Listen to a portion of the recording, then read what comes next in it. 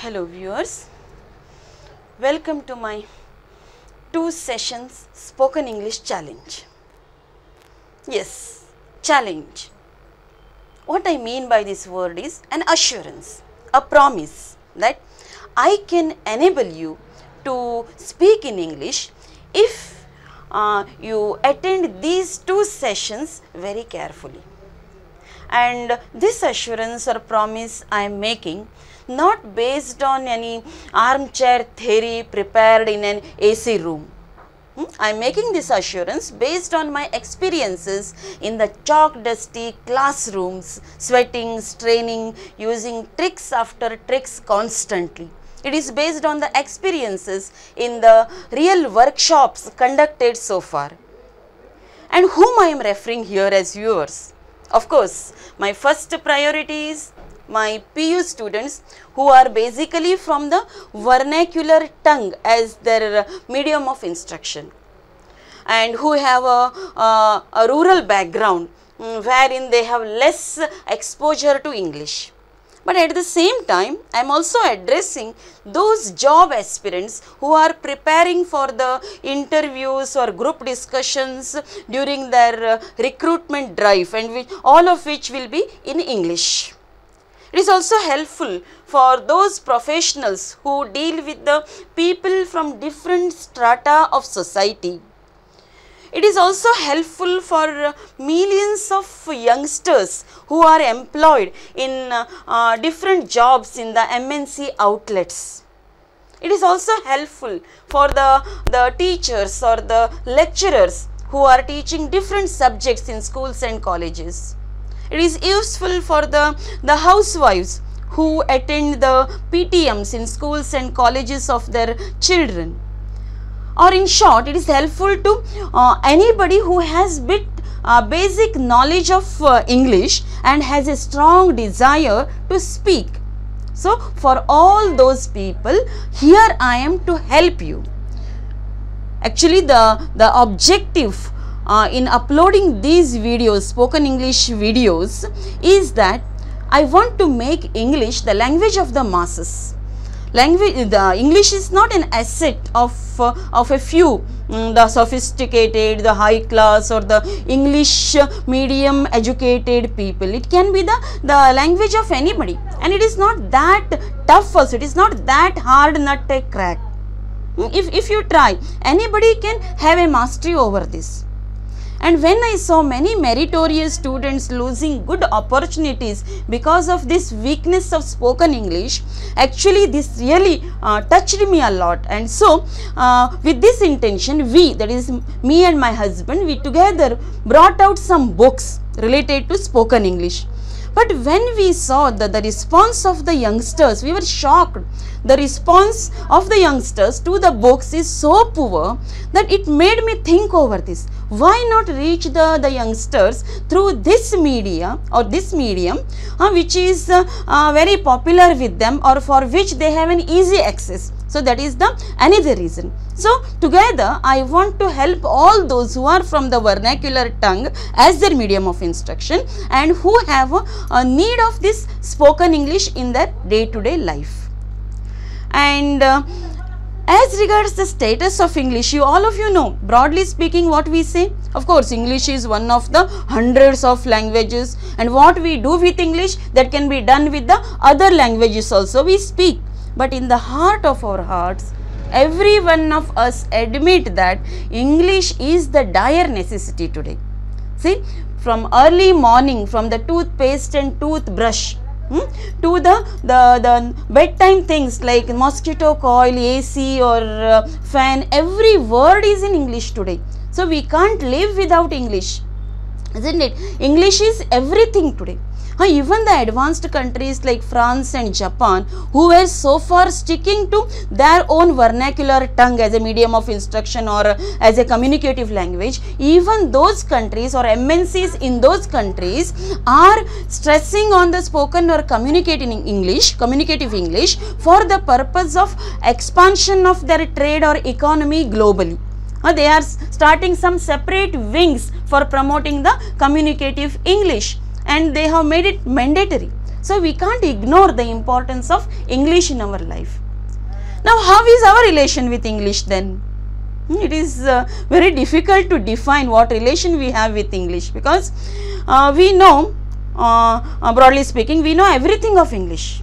But when it comes to the practical use, either the written language or the spoken language, we know nothing of it.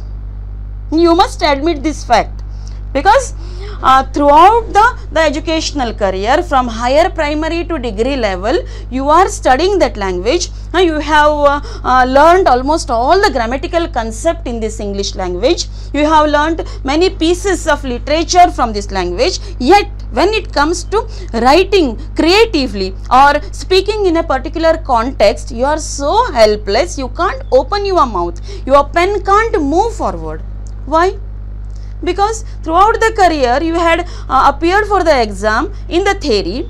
You wrote the answers which were already prepared. Nowhere in the exams there were interviews, there were vivas, or nowhere you were asked to write the critical answers. As such, you never realized the importance of developing the language or developing the linguistic competence. So your English remained to the limited level of memorizing and reproducing in the exam. But when you enter the job market or when you enter the practical world, you realize the need.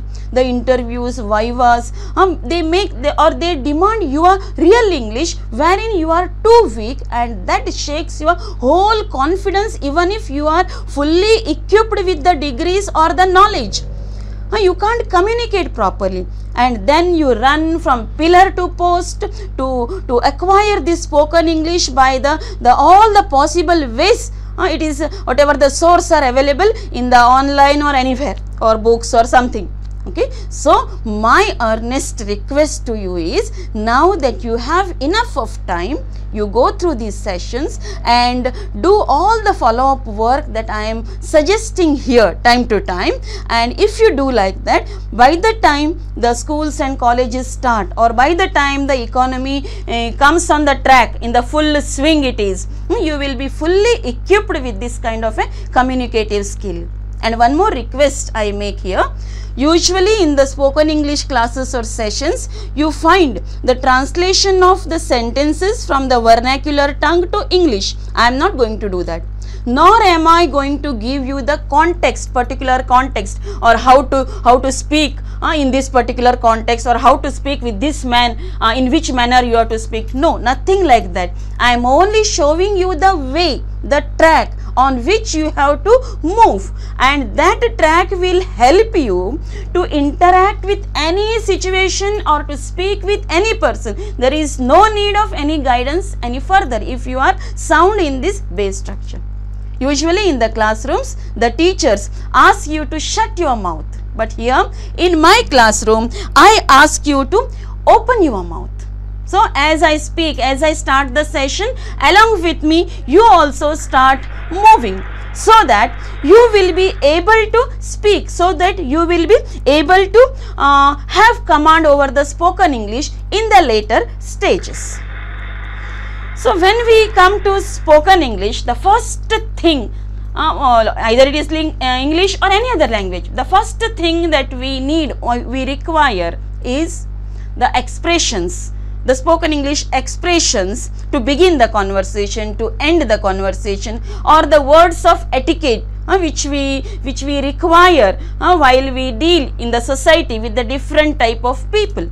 And many of these spoken English expressions you are quite familiar with. I need not teach you all these things. Good morning, good afternoon, good evening, then wishing for different occasions, or congratulating, or thanking, or apologizing. So all these things you are quite aware of, and I need not make a practice of these things, because even those who have not studied English also, so even such people also make use of all these expressions. We so often, from morning till evening, we use so many times sorry, we use thanks, we congratulate the people. At least the word congrats, It is so fixed in our mouth. So there is no need to teach you how to use this. But here I would like to stress a few points or few aspects, especially which I have marked in green color. So here remember, good morning, good afternoon, good evening, it's okay. But when we use good night, be cautious. So we are not to use it to greet when you meet at the night time. Even though it is night, if you meet a person in a night party, you are not to wish as good night, you must say good evening. Only when you take a leave, you are to make use of good night. Otherwise, you have to say good evening. So this is a small correction that as I have seen some of the people using wrongly, that's why I made the correction. And the second one that I would like to stress is, we know how to congratulate or wish the winners, but there is a huge group which includes the failures or who have failed in the competitions. So how will you console them? Okay, we can say never mind, don't take it too hard. So these are some of the expression, and the best expression is better luck next time. That means you have failed not because your efforts were less, but because the luck has not accompanied you. So use better luck next time. Then wishing on the occasions, on the birthdays, for the festival, on the anniversaries, all those things. But if you fail to wish a person on the particular day, and if you want to wish later, you have to add one phrase as shown there, that is belated wishes on your birthday, belated wishes on your anniversary, or any festival, whatever it is. Okay. Likewise, if you want to wish in advance, suppose you are sure that you are not going to meet the person on the occasion, on the particular happy occasion, then you can give the advance wishes by saying, on the eve of your festival, I would like to convey my wishes. So this is the phrase you are to use, that is for the early wishes, on the eve of, for the late wishes, belated wishes. And likewise, one more thing is, when somebody asks for or make a request for something and you are to grant permission, the some of the expressions, sometimes many a times I have seen, you keep quiet, that is not the way.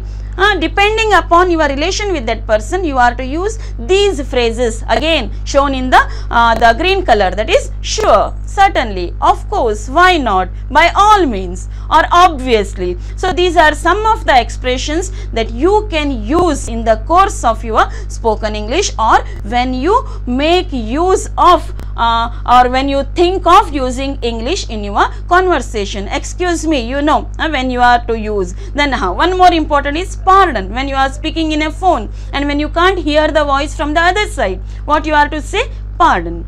In a falling tone, pardon or sorry. So what it means?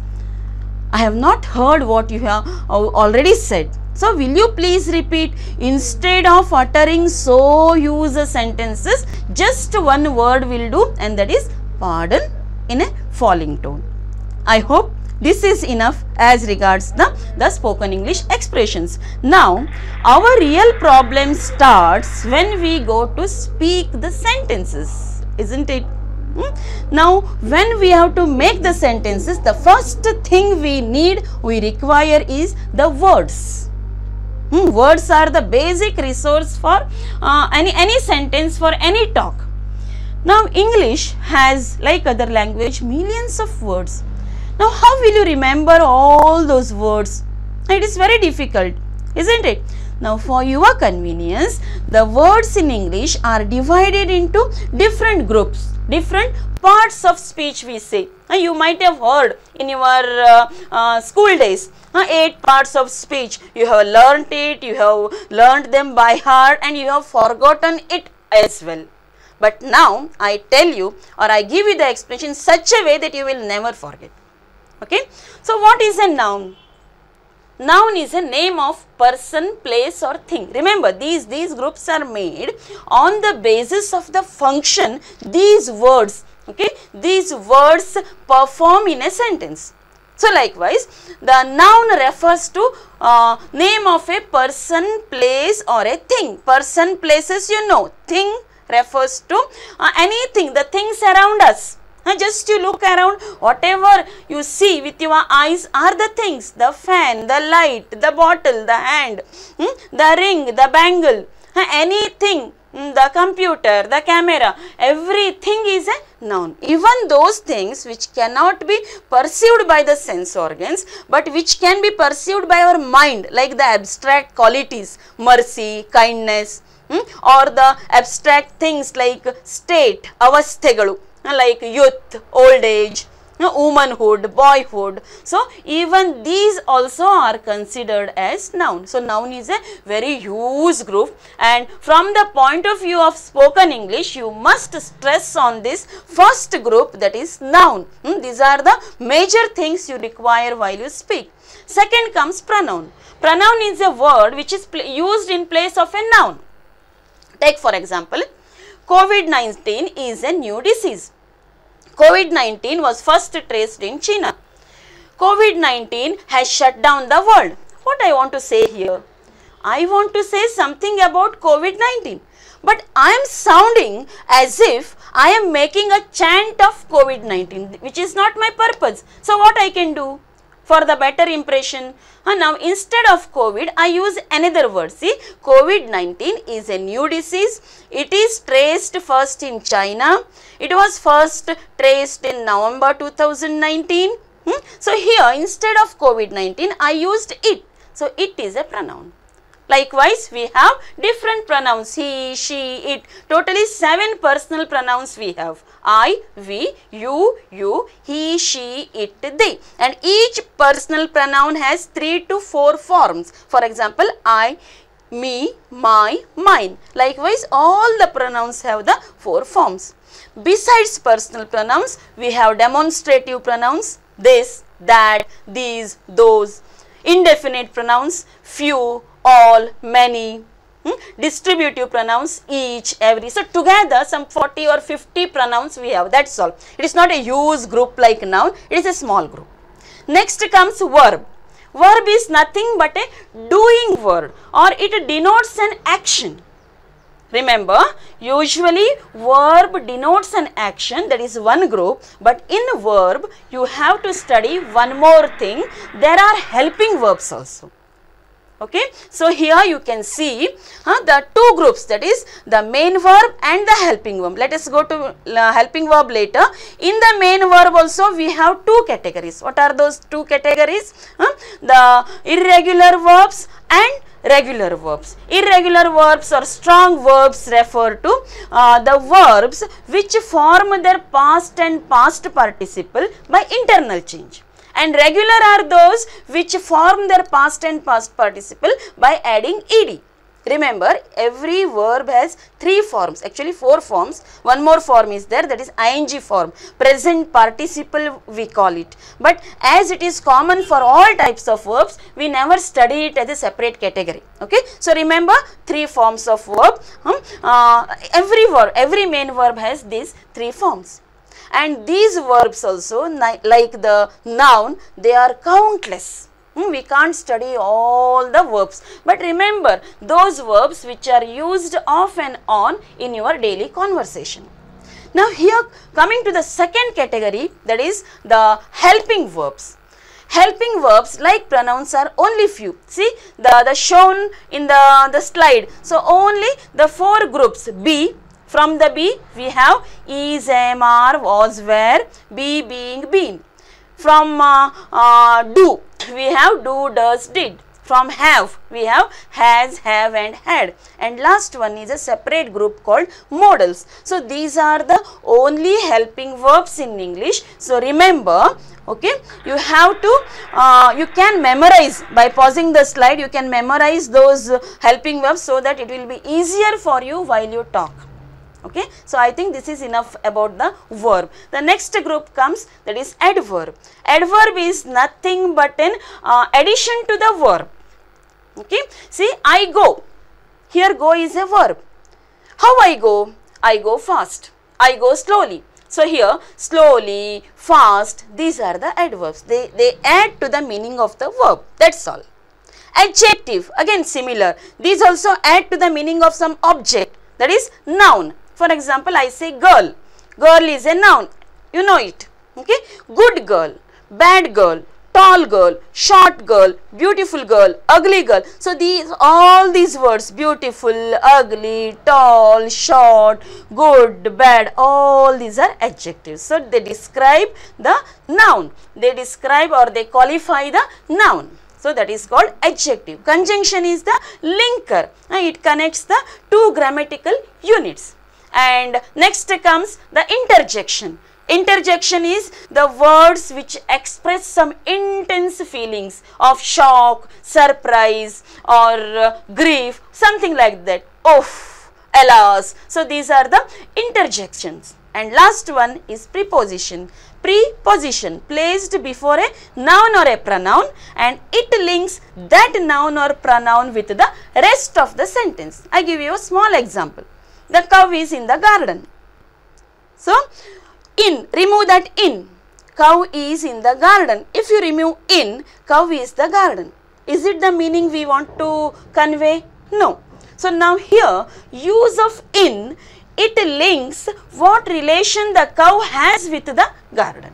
So like this, the prepositions are placed before a noun or a pronoun, and it explains what relation that particular noun or a pronoun has with the rest of the sentence.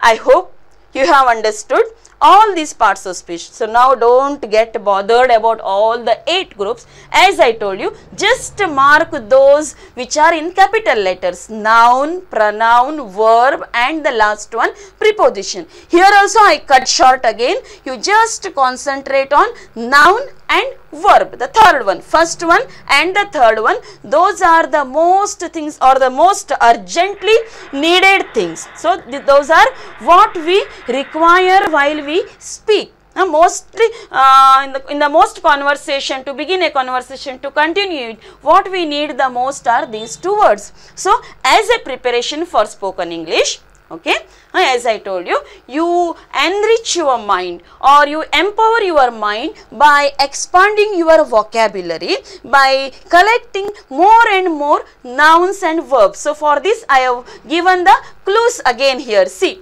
how you will collect the nouns. Simply you sit and go for collecting the nouns. Hardly some 50 to 100 words you will get, which can be termed as noun. And if you sit for collecting the verbs, hardly a few you will get the verbs. Okay, so instead of doing like that, what you do, you make a classified vocabulary. You just go on collecting the names of birds, animals, vegetables, fruits, flowers, professions, relations, spices, the stationery, or the words related to games, the words related to traveling, the words related to market, entertainment, so anything. So then you will have a very vast vocabulary, or your quiver will be full with the words or the nouns. And when you are equipped with the nouns, then turn for verbs.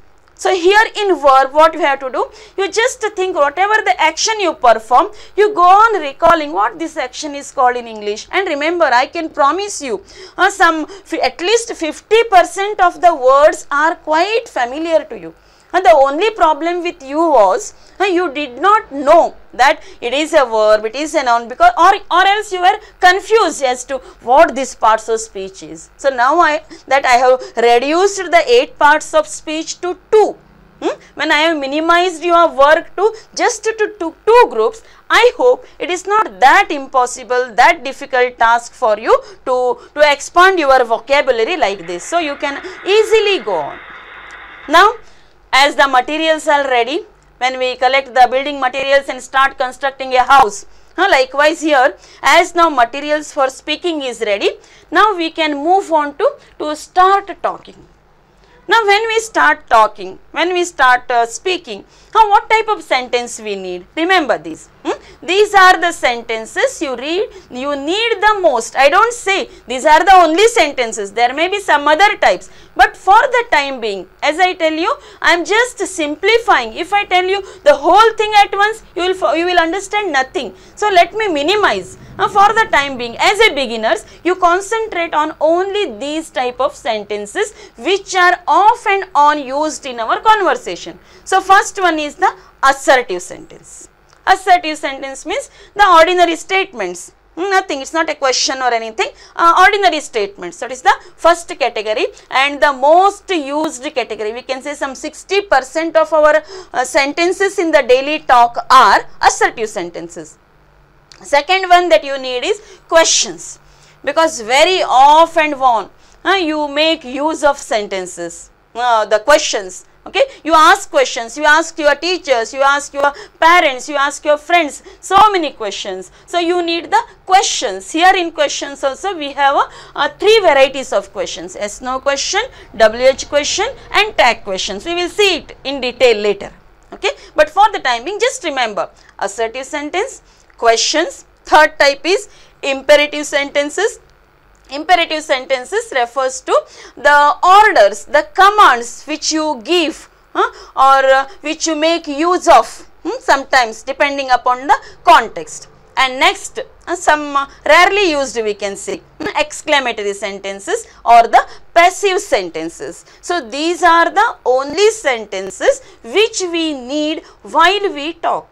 So again and again I am stressing, remember, these are not the only sentences we make use of. There are some other different structures also. If you go through these two sessions, then I may go for that advanced session wherein we can discuss some other structures. But let us not confuse our mind with the thousands of sentences at once. So that is why I am just cutting short and I am concentrating the simplest things that are used in our daily talk.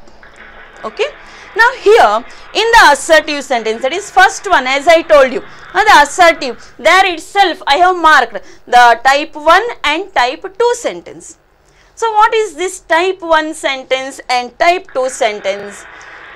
Remember, in our daily talk, in our statements, when we talk, we make use of two types of sentences. See, I say, I go to college. This is one type.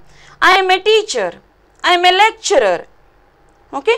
In the first sentence, we have a main verb. I introduced you to two types of verbs, isn't it? Main verb and the helping verb. Now here, in the first sentence, I go to college or I cook food.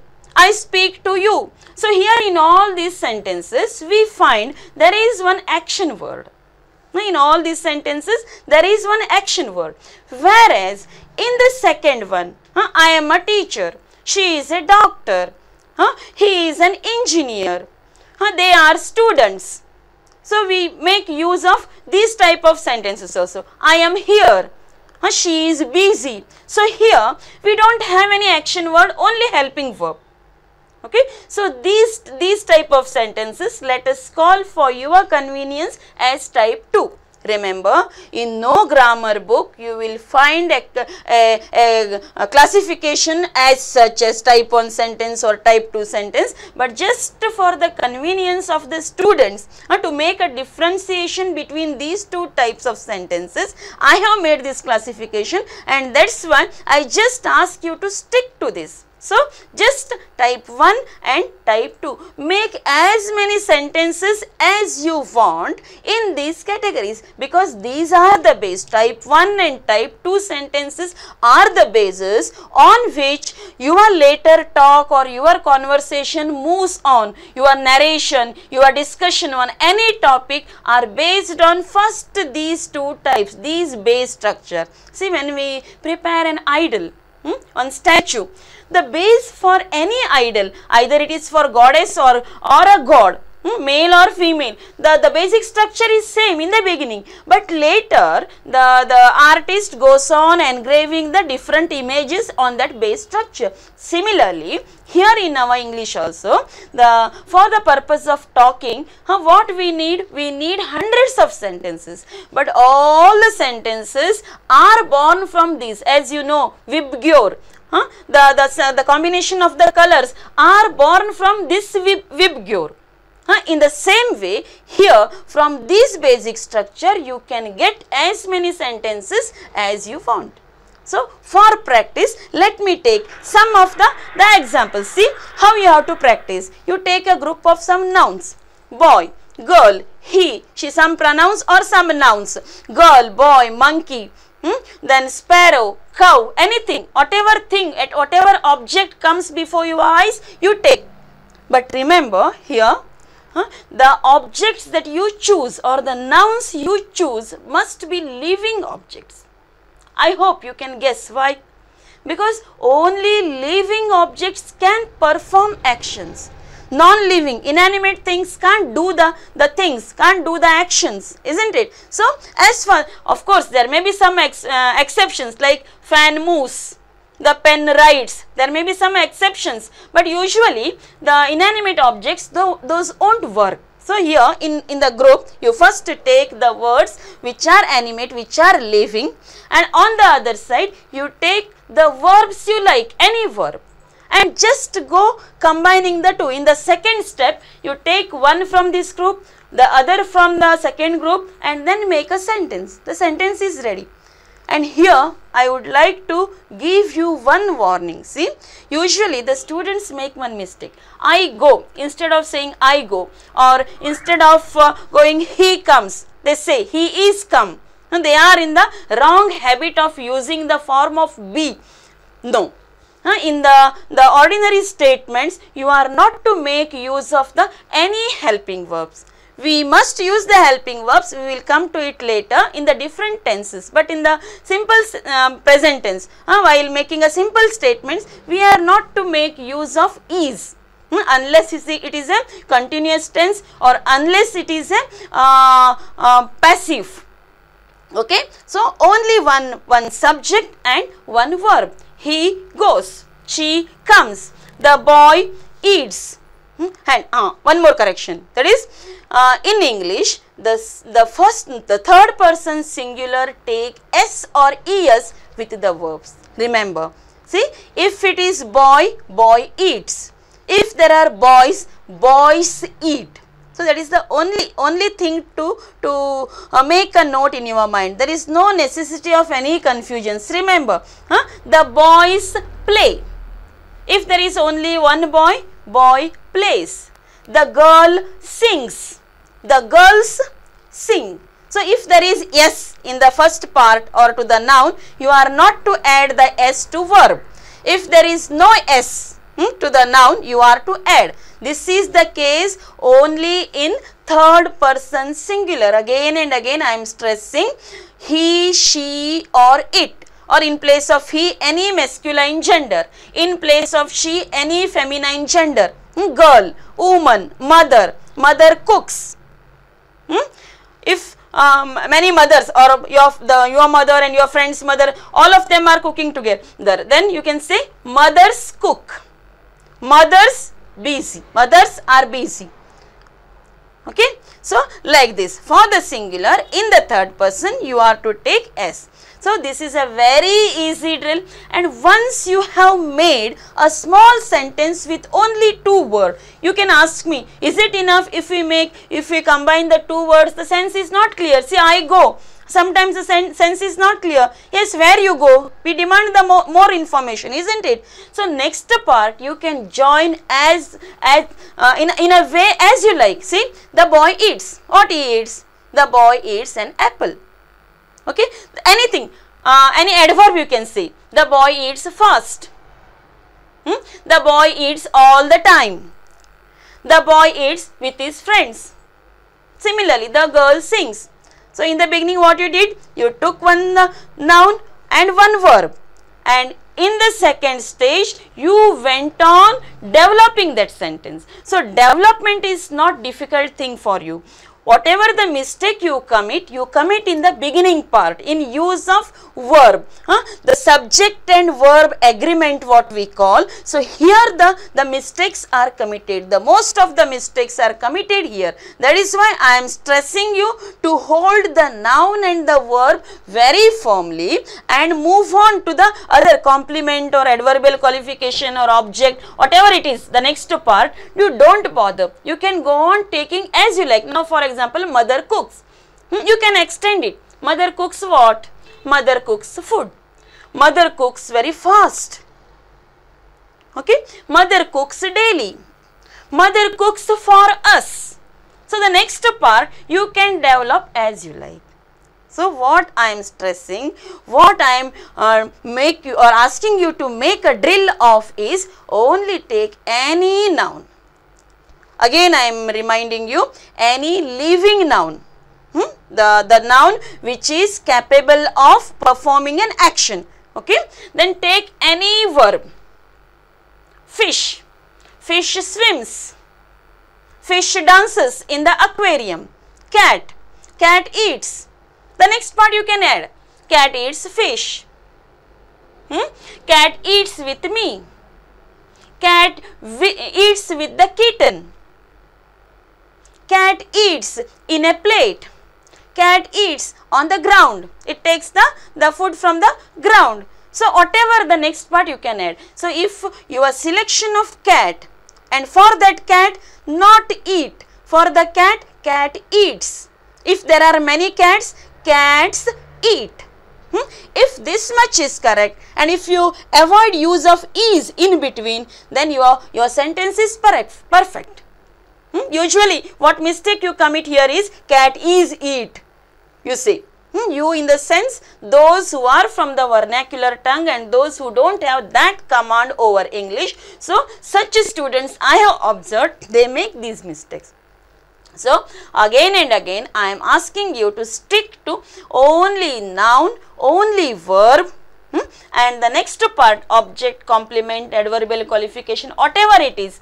For your convenience you can pause the slide, you can take it as a sample, and based on this you remove or you keep aside all these nouns, you discard these nouns given by me, you discard all these verbs given by me, and altogether different object you choose. Different things you choose, different verbs you choose, even the object or complements which I have taken here as an example, you leave it and you take altogether a different one. I hope by now you have started opening your mouth. I always insist, usually in the classrooms, we the teachers ask students to shut your mouth so that I can speak. But here in my spoken English class, in my spoken English workshop, I make even the dumb candidate stand out and open the mouth. So I hope, now I am not in a position to get the feedback being the online. So I hope by now you have bit command and you have started opening your mouth and you are capable of at least framing some 5 sentences. That's all. I will really have a feeling of accomplishment if you are able to do some 5 sentences in this pattern. Now let us move on to type 2. This is even more easy. These type of sentences we often use. See, I am a teacher. So here also you take nouns. Noun here it can be anything. Either it is an inanimate object or the living object. Anything can be done. Take one verb, is or was, or in the future tense it is will be. Okay, take any one verb and then you will get a sentence. He is, what he is? He is a boy. He is a teacher. He is a student. He is a player. He is an engineer. He is a doctor. So anything you can add. I am a teacher. Or say about me, I am busy. I am tired. Okay, so anything. So these type of sentences usually we use when we are to describe a person, who he is, or who she is, or how she is. She is fine, she is okay, she is busy. So these type of sentences we make use of when we are to describe or say something about the person. And compared to the type 2, here there is a less scope for expansion. Of course, we can expand these by using the phrases or using the clauses, but the same sentence as such we can't expand more. But these sentences are also equally useful in our talk. A bit less compared to type 1. Type 1 sentences are used more. And remember the tenses, 12 tenses, that is 3 tenses and 4 sub-tenses. So total altogether some 12 tenses we study in English grammar. Now these 12 tenses we study not in type 2 but in the previous one, that is in the type 1 category we have the 12 tenses. So let us go to the tenses part now. Now we can see, and remember, before we proceed further, I would like to make clear one more thing here. See, never take a sentence from your vernacular tongue, from your mother tongue, and go to translate it. I have here taken one example from Kannada medium or Kannada language. See, in Kannada, we have Kartru, Karma, Kriyapada. First comes the Kartru, subject, then comes the object, Karma, and last comes the Kriyapada or the verb. But here the very structure is reversed. See here, in English we have first the subject, then the verb, and then comes either it is object or complement or adverbial qualification. So remember this. Always remember in mind. Otherwise, if you go for translation or based on your vernacular tongue or your mother tongue, okay, you are likely to commit mistake. So let us not interfere the structure of mother tongue and English. Let us study English separately. So make a differentiation between English and your vernacular tongue. I have given the example of this, okay, and some more differences or some more thing to note here while speaking is that you know, in Kannada when you address a person, avanu, man, okay, and if you are to give respect to him, you say avaru or ivaru, ivanu. If you say ivaru. But remember, in English, for avaru, ivaru, ivanu, avanu, for all that we use he. Why I am telling you this is, sometimes when the students talk referring to their teachers, they are not that confident to use he or she for the teacher. They are afraid, is it right to use he or she for the teachers? They are not that confident. But remember, you can use confidently, because in English there is no such difference. So for all in singular, of course for he or she we have the plural form they. But plural form they is used only when the number is more. When many teachers, lady teachers are standing there, we use the plural they. If only one lady teacher is standing, even though she is a teacher, we use she. Similarly to the male teachers, he is engaging the class. It's correct. You can't say they engaging class. No, it is wrong. But by your mother tongue, you are likely to commit such mistakes. That's why I am stressing again and again he for singular and plural. Even for seniors also you can use he or she. Okay, and you in Kannada, in our mother tongue, what we have? Neenu, neevu, tavu. But in English, for all. Even if you are to speak with a person in a very higher position also, you have to address the person as you. But here you can use or a little weighty words by showing that respect. For example, instead of using will, we make use of would. We can glorify the language and show our respect by that way. Otherwise, through the pronouns we can't. So remember, he, she, you and they.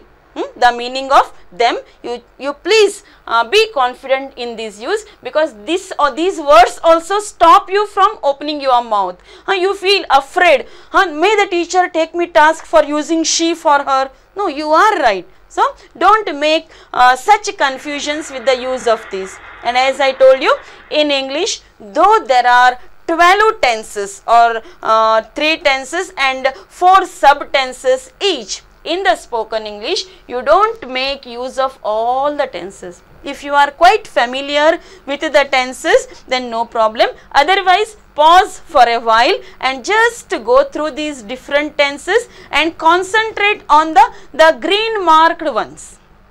Simple present tense. She sings. Okay. Present continuous. She is singing. Then present perfect. She has sung. Remember. Okay, these 3 in the present tense, these 3 tenses we make use of.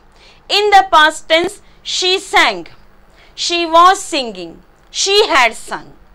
And in the future tense, only one, that is simple future tense we make use of. So I had told you, with the main verb you are not to make use of is, but here see here in the continuous tense, you make use of is. She is singing. You may ask me, is it a type 2 sentence? No, it is type 1 sentence only, but in the type 1 sentence, in continuous tense, we make use of be. That you will get familiar as you go on talking. So that is why I am asking you, just concentrate on simple present tense. The examples that I had given you in the previous slides, okay, all those are in the simple present tense. Boy plays, cow eats, the dog barks. So all these are the simple present tense as she is. So I can give you one tip here if you want to familiarize with the tenses. What you can do?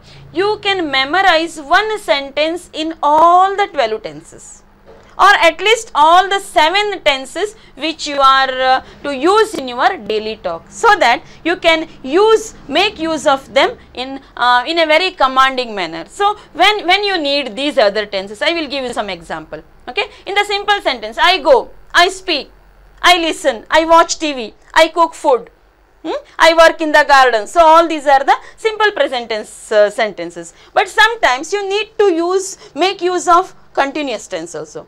See, somebody calls you, then you say, no, I am cooking, or I am writing, I am reading, I am watching TV, I can't come out. So in such cases you need the continuous. Then perfect tense, sometimes you make use of. For example, the action is done, okay, but the impact of action is felt even today or even now. For example, I have finished cooking, the eating is not over, the food is waiting. So then I say, I have cooked.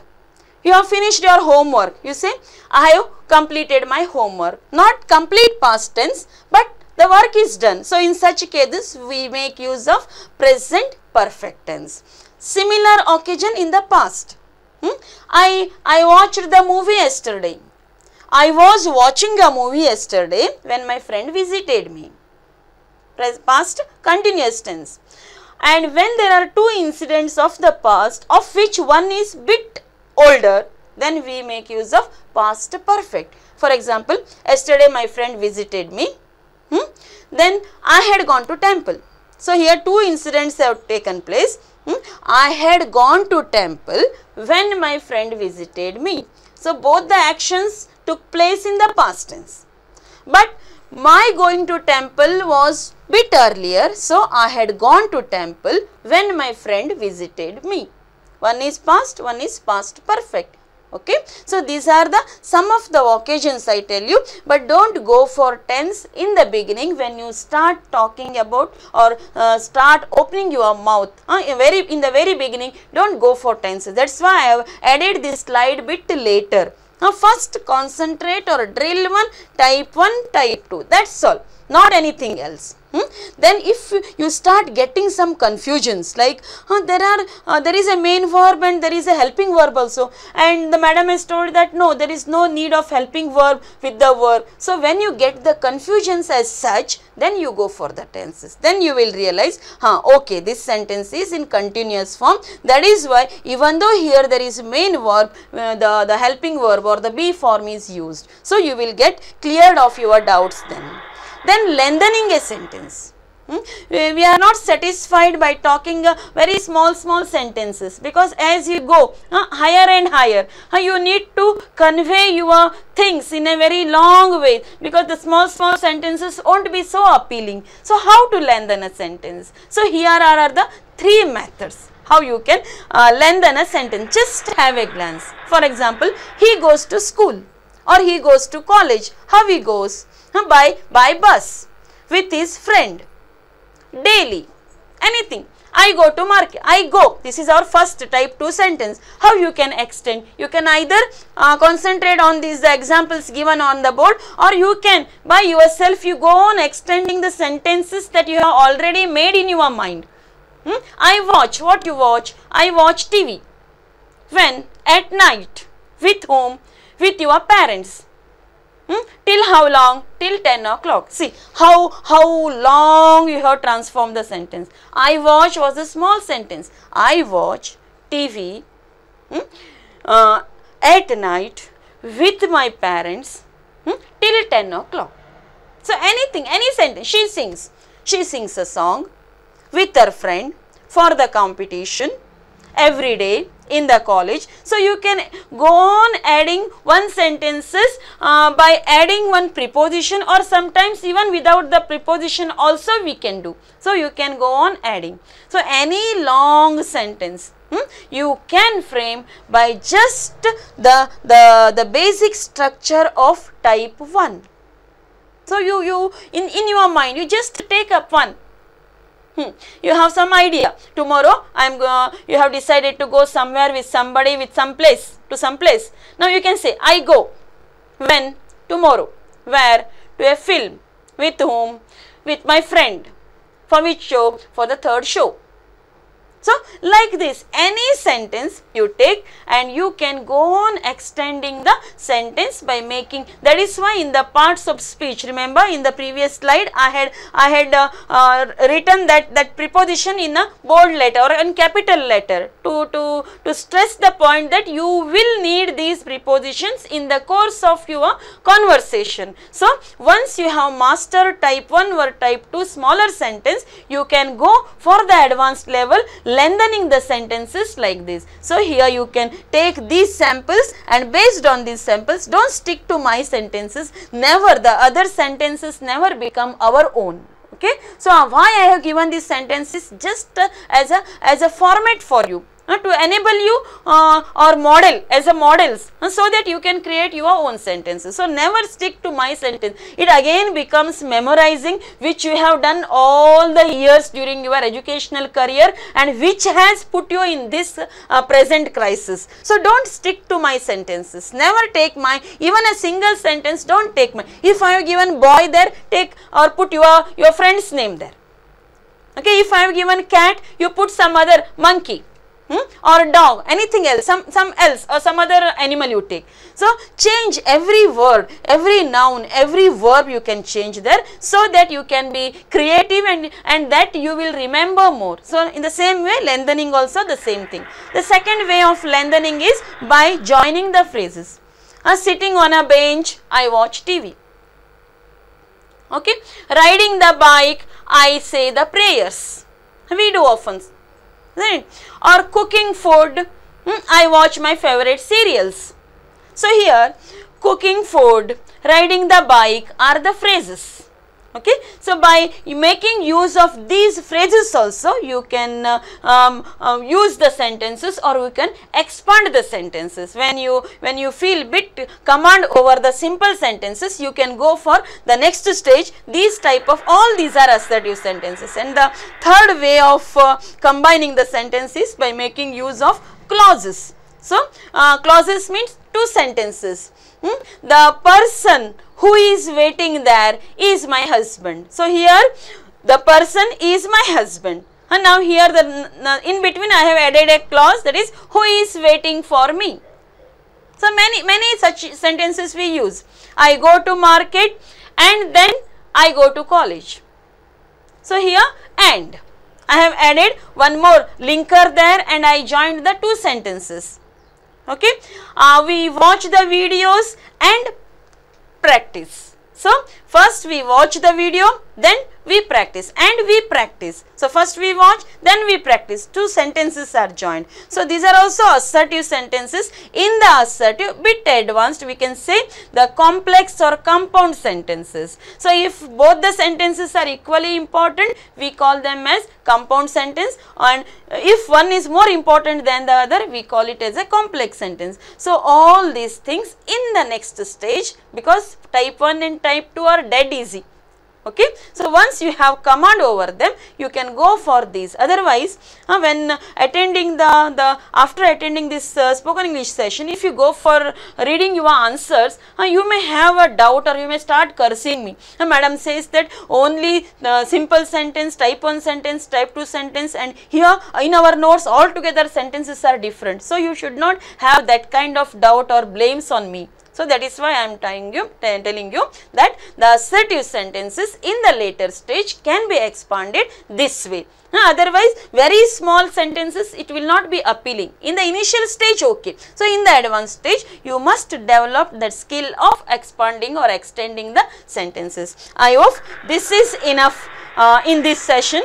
And in the next session, we will deal with the other type of sentences which also we make use of in the course of our conversation, that is imperative sentences, the questions or exclamatory sentences, and all such type of sentences we will discuss in our next session. And till then, you just go through this first session again and again, so that you are quite equipped to learn the new things in the second session.